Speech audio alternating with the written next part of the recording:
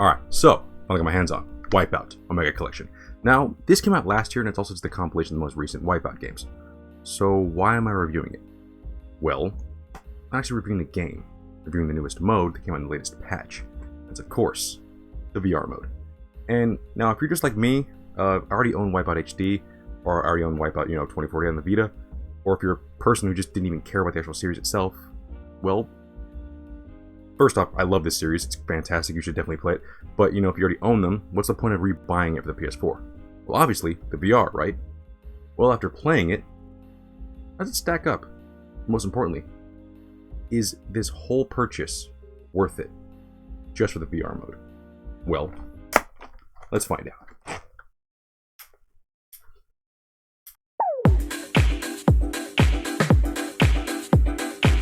Alright, to start this off, let's go with the aesthetics. In this case, well, how does this game look in VR? So I played this on the PS4 Pro, and all I can say is, my god, it looks amazing. The graphics are crisp, the frame rate was solid, it never dropped a single frame, and the colors were beautiful. The overall futuristic tone was awe-inspiring to look around at, and overall, it's just incredible.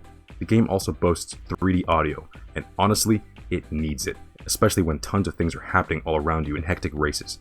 So yeah, immersion-wise, I truly felt like I was in the cockpit of that ship, and when I turned in-game, my body instinctively leaned with the turn. Something I haven't done since my childhood on the PS1. Also, if any of you are worried about the motion sickness aspects here, well, I for one didn't feel a thing, at all, and I even did a barrel roll by accident. But as per usual with these sort of games, the developers added in many options to help alleviate those symptoms. Again, I for one don't really feel motion sickness in VR games anymore, but even with these settings turned on, I definitely felt less of virtual movement, which is a really great plus because everyone can enjoy this game. Overall, visually and audio-wise, this is a perfect experience. Now, let's move on to the gameplay.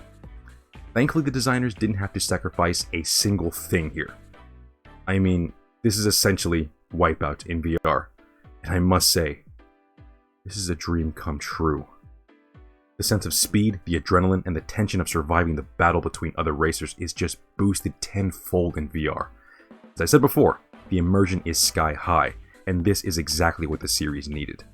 Tight controls, no lag whatsoever, and the simple to pick up and play gameplay makes this an essential game for any PSVR owner. Now, I'm not 100% sure if playing this in VR gives the player an edge over 2D players, like in shooting games.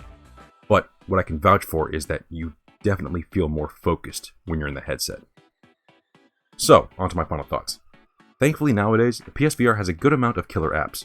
Resident Evil, Farpoint, Skyrim VR, and hell, even personally, I see Sprint Vector being one of those. Well, this game is now among that list. This game and virtual reality is a match made in heaven. To be quite honest, after playing Wipeout in VR, I do not see myself ever going back to playing this on a normal screen.